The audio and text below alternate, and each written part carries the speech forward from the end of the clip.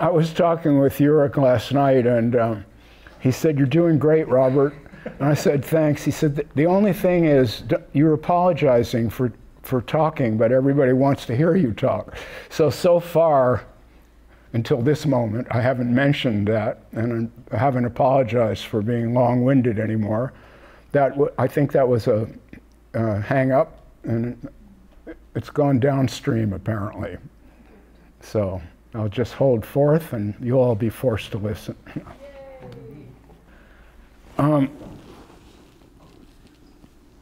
I was talking about Catherine and Julian Neuss, and how Catherine had proposed that if I wrote a book, they would publish it, which I think is basically unheard of for an unpublished author. Well, I wasn't even an author. I didn't have a book. So part of this situation here was created by those two people. And I think Julian wanted to be here, but his schedule just wouldn't allow it. I hope I get to meet him in the flesh one of these days. Anyway, these are great people. They started Non-Duality Press, which was a real force in the industry, and they fortunately got to sell it for a bit of money to a larger publisher, and then started their own press, which is called New Sarum. And New Sarum is the publisher of the latest book, and I think is going to publish the Spanish translation as a book. I believe this is true. Yes. It looks that way.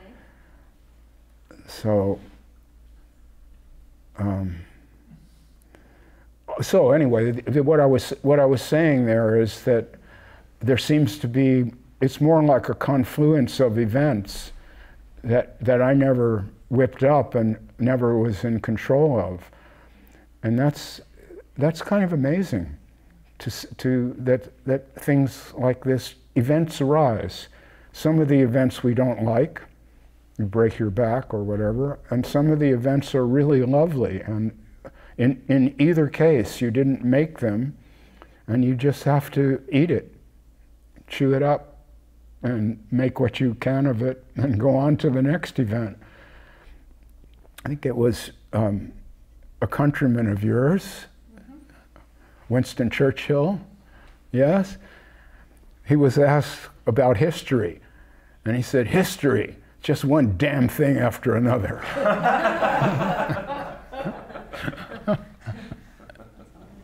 Yeah.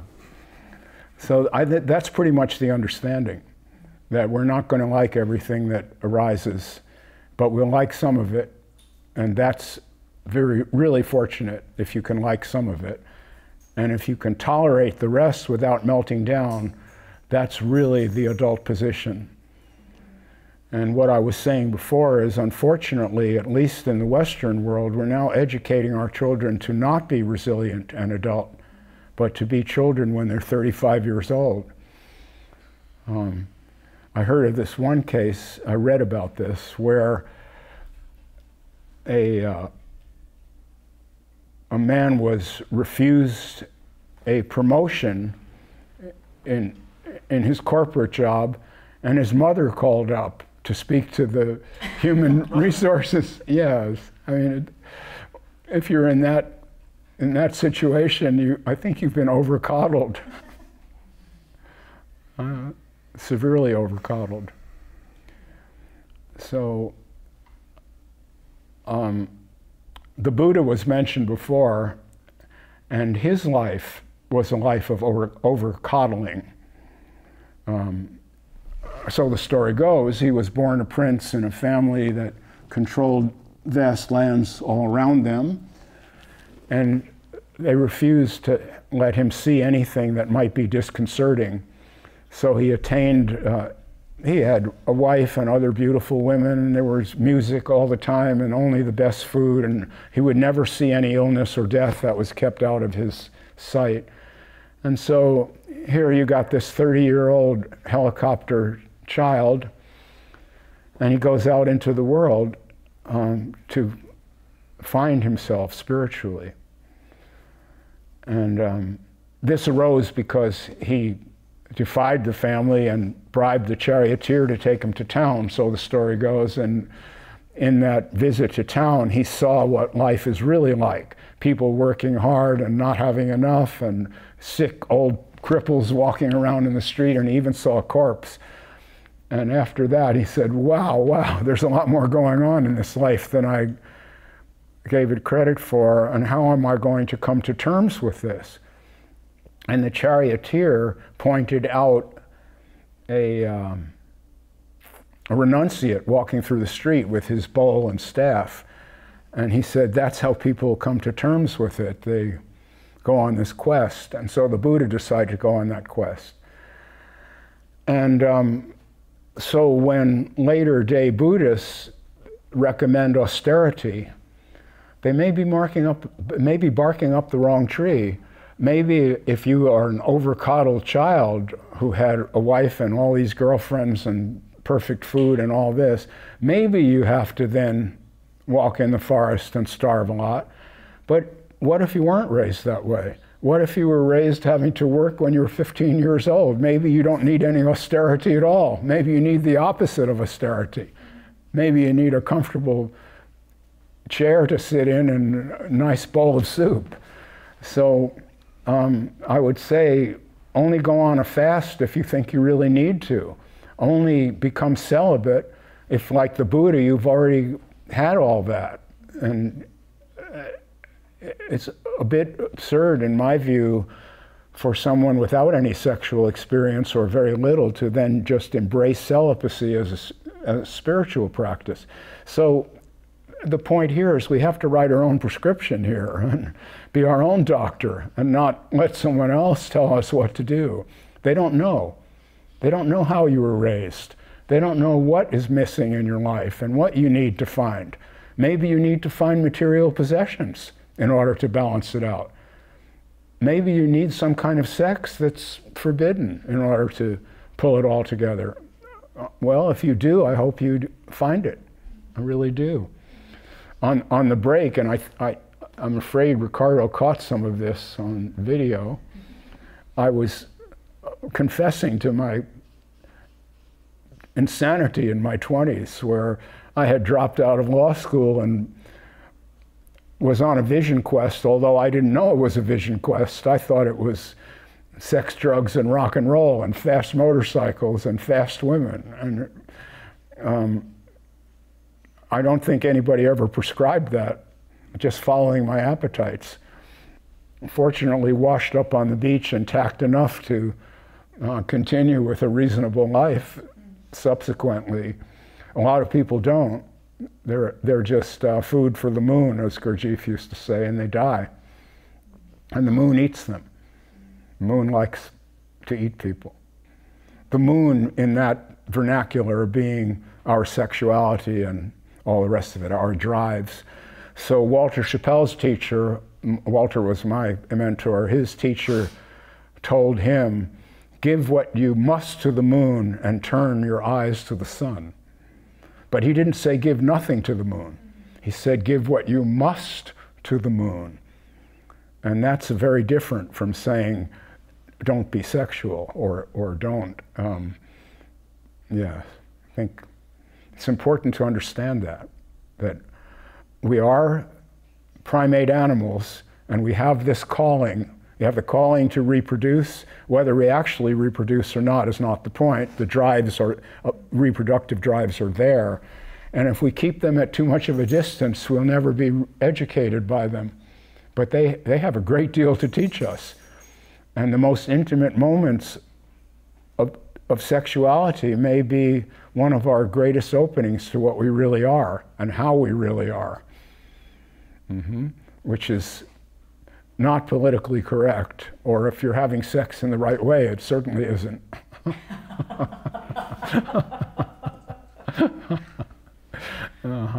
So who wants to speak? Because I'm ready to take more questions. I was wondering if you could maybe talk a little bit about the effect that your book has. And what I mean by this is that it stops the seeking dead in its tracks. But that doesn't mean that the seeking doesn't continue on a mental level. There are the mental habits of years. And at some level, the seeking still continues on its own, as it were, sometimes. Can you say something about that? Well, first tell me what you mean by seeking continues. There's almost like there's an automatic, in my case, what I notice, it's diminishing all the time, which is fine for me. But there's almost like when there is sort of a very quiet time, the mind then wants to make something out of that quiet time, because it's been striving to reach a goal for so long, and it seems to perceive that that's a goal, and it's kind of reached some kind of goal, and it's just being quiet. And that's what spirituality has corrupted in the mind. It's simply being quiet. Yes, it can have that effect of, you imagine that the present is not sufficient and that something higher or more evolved or whatever, however that's understood, that must be attained through effort. Yes, through reading the next book or the practice that, or whatever, yes? Is that what you mean? I'm trying to put a good focus on it. This is more like mental habits. I mean, it takes them time to die down. Actually, I've answered my own question, I think, really. They do die down by themselves. Well, that's the point. It's very natural to look for gratification, and thoughts arise that aim in that direction. Like, I wonder what's on TV, and you just turn it on, or you find yourself having opened the fridge, and you're not really hungry, but you're looking for something. These are natural events. There's nothing wrong with them. It's not a question of banishing that, except when you begin to feel that there's not much satisfaction in all of that, they may just become less urgent or less interesting, you know? Yes? But I still feel that I haven't understood your question. Maybe it's not really as I said, when I was speaking, I realized I'd answered it myself, really. That kind of thinking dies down. The sort of egotistical grasping of just being quiet, for example, or turning something quiet into something special, turning the ordinary into something special. Do you know what? Well, it may be dying down for you, but for other people, it's not dying down. I'm sure we all have friends who are serious spiritual seekers, yes, and they're highly energized to attain this. Why I love Elena as an editor, she gave me this phrase, corrected this phrase, or in the fantasized faraway future. Thank you for that. That's an Elenaism that's in the first book. We're seeking this goal in the fantasized faraway future because we have been exposed to an attractive fiction. Somebody opened the box and said, look, but you can't have it unless you, and then they give you the instructions. The prescription, right. And that's an attractive fiction, because I'm saying there is no such pot of gold at the end of the rainbow. What I'm saying, and I think this is the essence of my work, I find myself awake. And I know that's a crazy, audacious claim. People are trained not to say that. Robert Hall and I had a great conversation about that when he was already pretty ill. And he had spoken with Jack Kornfield, who's a famous spiritual teacher, actually credited with bringing Buddhism to the US. And in those Buddhist circles, it's taboo to claim that you're awake. It's just wrong. It's faux pas. And, but Jack got around that by claiming that meditation, that awakening is an accident, but meditation makes you accident prone. So, well, how would he know that? So by implication, had had the accident. Okay. So now Robert goes to him and says, Jack, he says, do you really know anyone who's not suffering? What is this bullshit? Robert says to him. And Jack thinks for a while and he says, no, but don't tell anyone. So the idea that now here I have it from the horse's mouth, extremely accomplished Buddhists who will admit that there is no end to suffering. But this attractive fiction has been presented, and there's a lot of people sitting on those uncomfortable cushions and their knees are aching and they're advised that they mustn't relieve that pain because the pain is part of it and the pain will, etc. We all know about this kind of insanity. Or another friend of mine spent his entire 20s staring at a wall 10 hours a day. Entire 20s. This is when I was doing other things that I mentioned earlier, and I felt so sorry for him, and I think he felt sorry for himself. And I asked him, well, what did you get out of this? And he said, well, I got really good at staring at walls. And he kind of meant it. In a sad way. Well, so the point of this is not going to end anywhere. There is no bringing it to an end. And so why I think it's important for someone like me to admit to being awake and also to be completely human and flawed and filled with all the confusions and desires that we all feel, and the lack of knowledge about ultimate matters and the suffering that one has to undergo.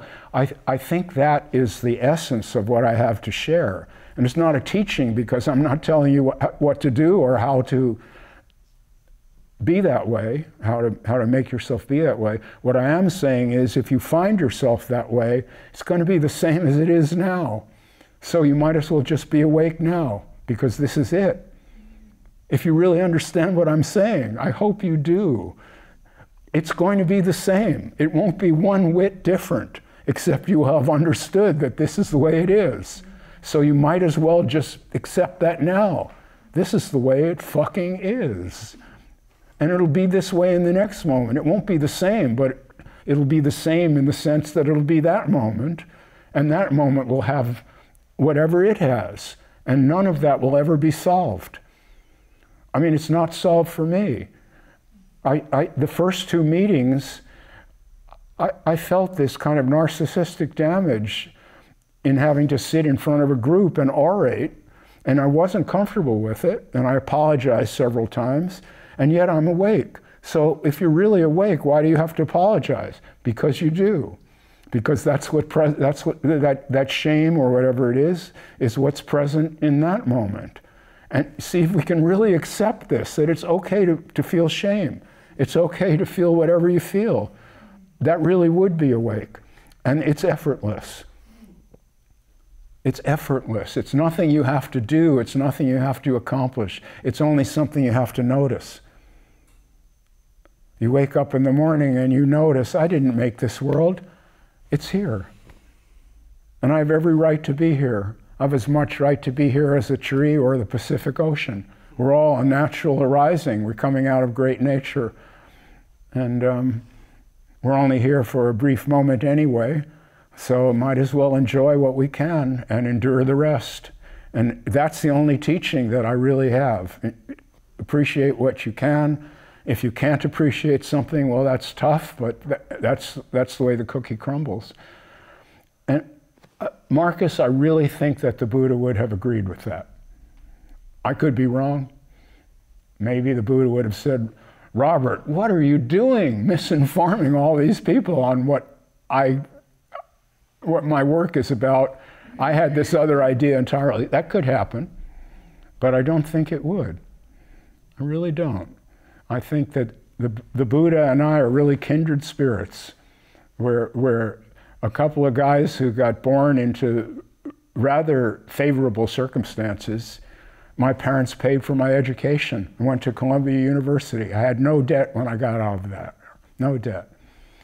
I started out in law school. They would have paid that tuition too, but I dropped out after a few weeks. And this is an interesting detail. When I dropped out, I went to the dean. What happened is, in law school, you have to read maybe 12 hours a day, and you're in classes for 4 hours.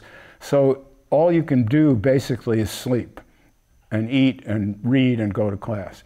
So I did that for 6 weeks, and I was really progressing. I was kind of one of the stars of my class. So the teachers had already picked me out and kept calling on me because I was prepared.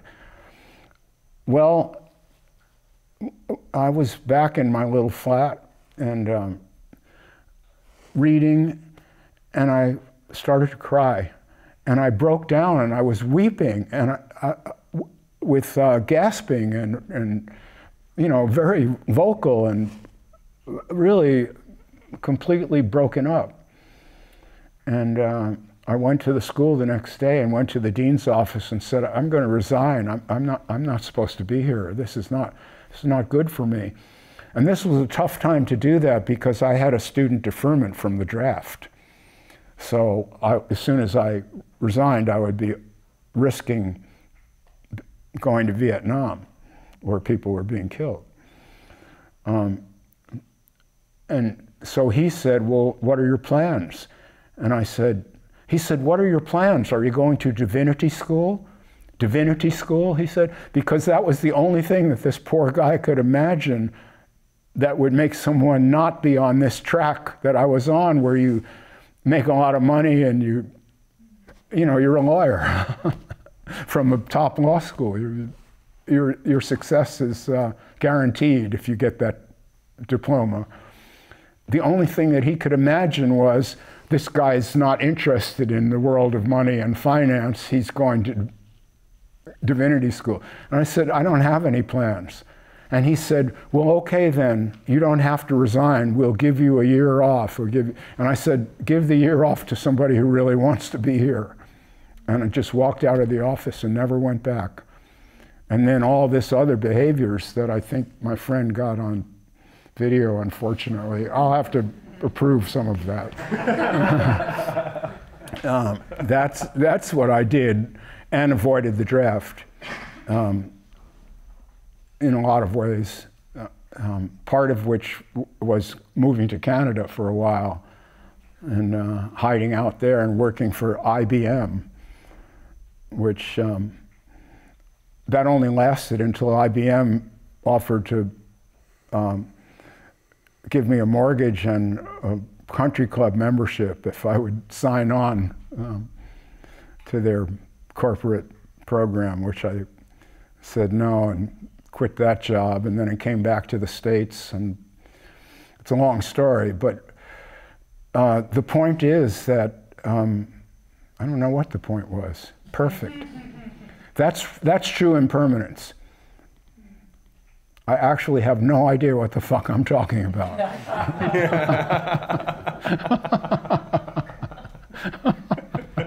That can be in the movie. In fact, we might start it off with that one.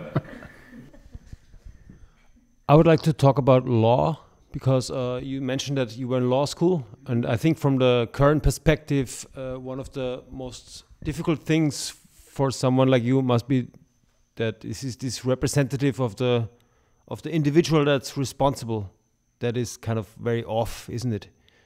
So in that respect, I would like to ask if you have ever heard of anyone, or if you have ever dreamed yourself of any alternative that could be in place in lieu of this system that is based on this individual responsibility and free will and penalties and guilt. Yeah, well, just to be clear, I have a great deal of incentive not to get into any trouble. But I don't think I'm making that incentive. That incentive is imposed upon me by fear. I mean, I've been educated that if I do certain things, I may end up in prison. And so those things become part of this moment. but I'm not choosing them.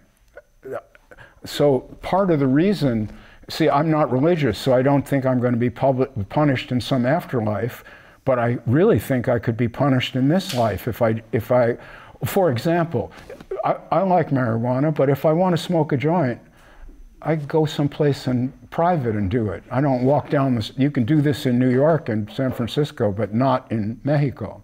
I don't walk around the town with a doobie hanging out of my mouth.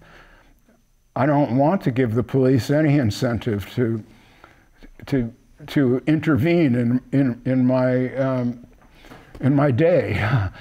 And the cops down here are tough. If you give them an excuse, they can find ways of extracting a lot of money from you. So I'm not saying that the laws don't impinge upon my behavior. What I'm saying is I never chose to make them impinge upon my behavior. I don't say I choose to be law-abiding. I say I'm law-abiding because I'm afraid not to be. And that's an outside force. That's not something that I have chosen. Other people are less afraid, and some of them end up in the hands of the cops. Other people are more afraid, and they don't even smoke marijuana. So you see, there's a spectrum here. I'm afraid enough of consequences to have avoided doing lots of things, to tell you the truth, but not everything. Not everything. So I don't know if that explains it. I mean, the truth is that a lot of people, men, would act out sexually much more than they do now, but they're afraid of the legal consequences. This is just a fact. And some of them are not sufficiently afraid of the legal consequences, and they do act out.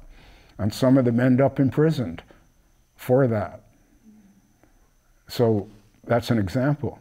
Or the drug thing is another example. I had one friend who ended up doing, I think, 4 or 5, I can't remember if it was 4 or 5 or 6 years in a penitentiary for possession of marijuana, locked in a cage, in a cell.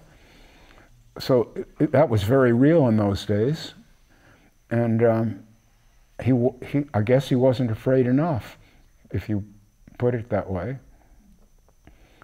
So can you see that being law-abiding is not a choice? Yes, I can see it. But I don't see addressed my question for whether this system has to be based on individual responsibility. Like, the system is based on individual responsibility? if like science finds out that free will is an illusion, and a broad scientific insight is that. Well, they pretty much have found that, but there's a lot of denial around it.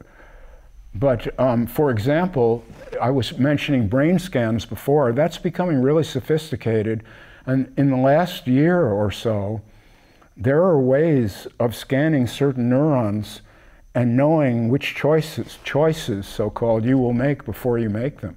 That can be predicted. So that pretty much takes the free will out of the mix. As far as I'm concerned, there are people who understand this can be debated, and it's not completely clear, but I think it's pretty clear that what we are is our brains, not just the brain in the head, but the whole body is a brain in a way. There are the same neurological material that's in the brain and the head.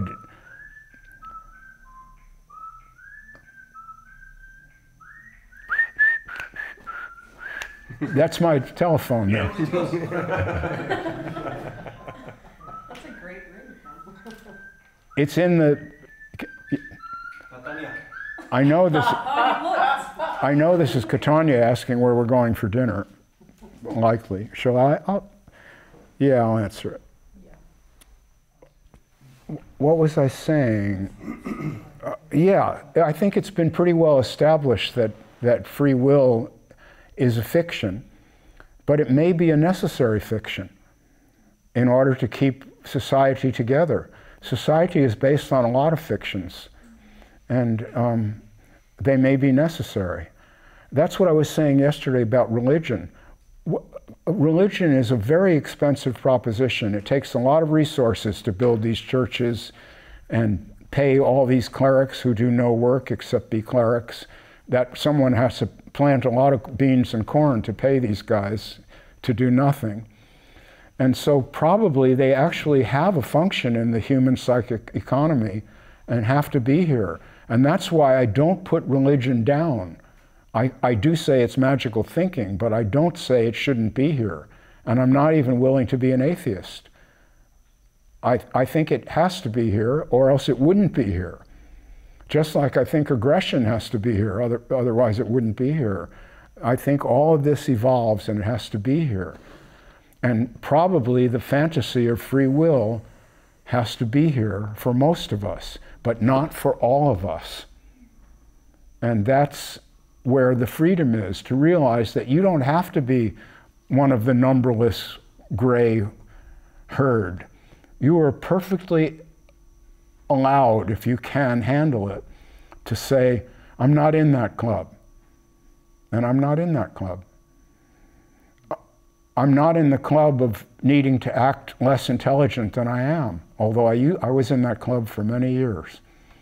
It felt terrible, but I was in it. I was in it, of not wanting to shine, not feeling that that was okay, and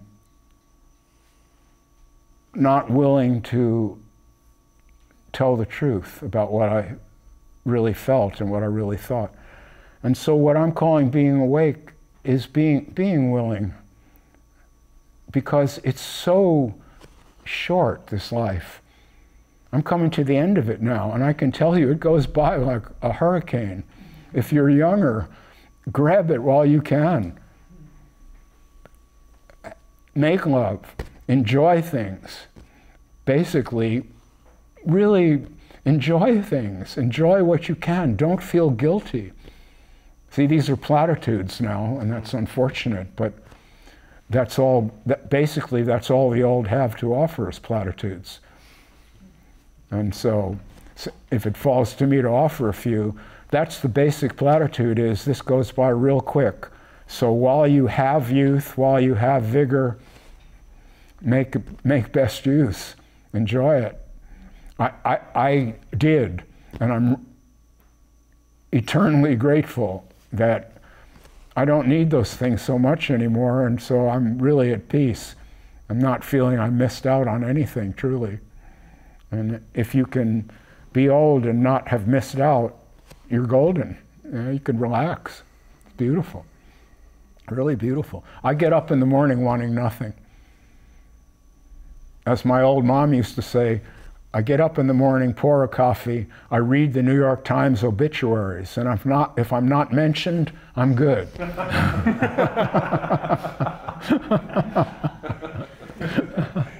She was a very wise old woman who survived to 99 without too much dementia. So maybe the picture's not that dire for me. We'll see. She only died because she fell and hit her head, and that was the end. But she might have seen 100, which would have been this past November 1st, if she had not hit her head back in February. So, So you don't really care to improve educational system, legal system, these kind of broad structures. What kind of system? You don't seem to care to improve this, let's say, educational system or the legal system. No, I do care to improve the educational system. I wish I knew how. I would love to. I mentioned earlier that I think that kids in the U.S. certainly, Australia and New Zealand for sure, Canada, yes, probably the Brits, are coddling their children. And that's a bad form of education because, well, let me speak about that for a moment. You know, there was this drastic rise in peanut allergies. I don't know if you know that. When I was a child, there were some kids who were allergic to peanuts, but very few. It certainly wasn't a problem, and it wasn't the way it is now. And at that same time, there was a recommendation given, children may be allergic to peanuts, so never give them any. Wait till they grow up and have a better immune system. Well, it turns out that by not giving them peanuts, that's what produced the allergies. Because children are naturally resilient, and our whole body and our immune system and everything else grows in strength, not by being kept away from challenges and injuries, but by facing challenges. Yes, some kids die in the playground accidents, that's true. That's unfortunate. But the ones who don't grow up strong and with the ability to take chances and to see to their own welfare. And this is now being bred out of children. They're not challenged enough, and so they grow up risk averse, feeling that the world around them, what doesn't kill me. Your ancestors used to say, "What doesn't kill me makes me stronger," right? Mm-hmm. And that I think that's still part of the Austrian mentality. Am I wrong? It's more German, but yes. Oh yeah, of course. You guys aren't Germans, of course not. I'm joking because you and I discussed this at length earlier. Yeah, yeah. Okay. Well, that joke won't be understood, so I won't put that in the movie. But maybe if you say it in German. But okay, so I think this goes back to Nietzsche. Does what doesn't kill me makes me stronger? I think that could be the case. It's a German aphorism, anyway. Yeah. Well, that's true. Mostly true. I mean, if it comes close to killing you, and you may end up crippled. But mostly true. But it's now the opposite is being taught. What doesn't kill me makes me weaker. So if I'm a girl at university, I don't want some guy coming to give a talk that might injure me, because it might make me weaker to hear that debate about feminism or whatever. I might get triggered and become upset, and that will be like dying. No, it won't be like dying, but you don't know that because you haven't been upset enough to understand that we survive being upset. We have lots of ways of doing it, of being psychologically healthy. If it's bad enough upset, we can just deny it ever happened at all and have amnesia toward the upset. People are good at that. If we're a little bit healthier at the time, we can say, yeah, I feel really upset, but maybe this guy's full of shit. And see, in the kids in the playground where they may get hurt because there's no adult supervising them, that was our playground as children, they have to learn to deal with being upset. Maybe they go off and cry, maybe they hit the wall or something, but eventually they get over being upset, they come back with their playmates, and the playmates say, yeah, okay, you're fit to play again. Maybe they do get bullied, and they learn that you can survive being bullied.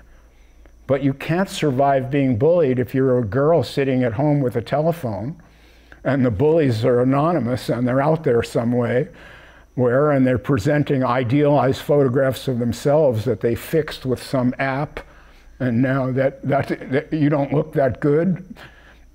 They never did either, but you don't know that, and you end up killing yourself because there's no one else in the room. And you never learn to get over being upset. You never learn to deal with being bullied. And so yes, I'd love to fix the educational system, but how? No one, if I talk this way to some 23-year-old girl, she'll look at me and say, okay, boomer. That's the new way of what do they call it, canceling me. That's what they call the cancel culture.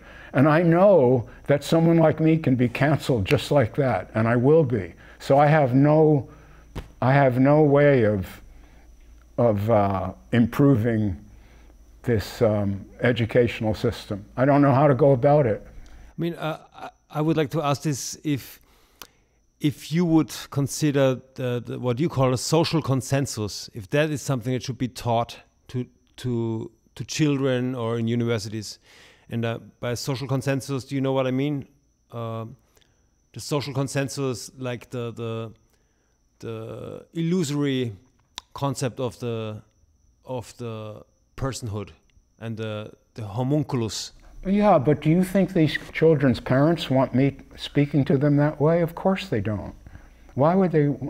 Why would they want some old crazy fuck speaking to their children at all? Who says there's no God and there's no responsibility? You just are the way you are. Nature made you.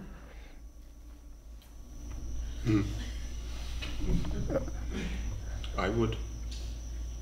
You would? No, I misheard you. Say it again. What I'm saying is, repeat what I just said? Mm-hmm.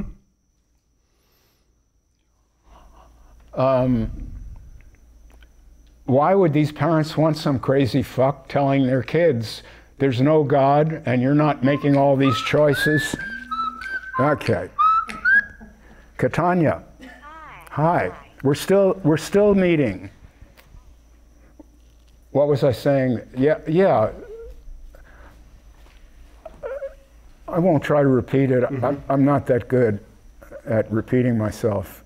Why would parents would want me to talk to their children? Most people don't want to hear what I'm saying. Even most adults don't want to hear this, and they certainly don't want their children being told these things. And maybe it's not good for children to hear all of this. I don't devise my words to or even my fucking language to be suitable for children. Children need a time to develop a sense of self before they're told that they don't have one. Truly, you have to be somebody before you can be nobody. It's not, what I'm saying is not for everybody. What I'm saying is for accomplished people who have come to already, they've already gotten somewhere in their lives. They have survived. They know how to get enough together to food and shelter and all this. And they've climbed a few mountains. I have grandchildren. I don't talk this way to my grandchildren. Not at all. I encourage them in their studies and their games and all of this. I'm not going to tell them that's useless. It isn't useless. It's just useless for me. But it wasn't always. I mean, I learned a great deal at university. I really did. I'm glad I went there. It's not, and I had the ambition to get a degree and all that. I'm glad I had that ambition. There's nothing wrong with it. So this is very important to understand. This message see, I'm kind of like the Buddha in that way also. This message is only for a certain segment of people. This was not a message for humanity. The Buddha's message was not a message for humanity. It was a message for monks. That was his audience. That's the only people who were at those talks. They were religious people who came to hear those talks intentionally. They were already renunciates. That was the audience. And my audience is not made up of renunciates. It's a different audience, but it's an audience of people who have been somewhat deluded in seeking something better than this moment. And what I have to offer is this moment. And that's what Robert K. Hall had to offer also, to be in this moment. That's why the two of us were such great friends, because when we got together, we might argue for a while because both of us enjoy arguing, and then that would change to we're just a couple of birds sitting on a wire chirping at each other. And once we got to that point, a profound silence would ensue, and the two of us would maybe sit there for half an hour without saying anything. And those were some of the best moments of my life. Just, la la. Yeah, so, you know, if you have a moment like that, savor it, I say. It's a relief when you're not looking to see what's on TV, which I do a lot. I like movies a lot. And other forms of escapism I really like. So there's nothing wrong with that. But if you can have a period of time without that, when you're not craving that, it's golden. You can't make that. Okay, so that's a deep critique. Let me add this to the movie we're making here. You can sit on a cushion and meditate for hours, and you might not have one moment of silence. Or, as happens to me, you could be walking through the streets of Todos Santos with your camera slung on your shoulder and be in silence the entire time. It can happen that way. And it doesn't always arise for me, but it often does. And when it does, wow, I see some great photographs out of that silence. So that's what I have to teach. Yeah, have we come to the end? Should I tell my girlfriend where we're going to go? Okay, where we're going to go for dinner.